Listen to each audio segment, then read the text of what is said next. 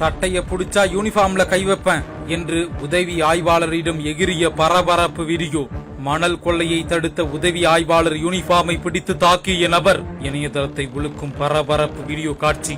திருவண்ணாமலை மாவட்டம் கலசப்பாக்கம் அருகே நவாபாளையம் கிராமத்தில் அணையிலிருந்து சட்டவிரோதமாக மணல் கடத்துவதாக போலீசாருக்கு ரகசிய தகவல் கிடைத்துள்ளது.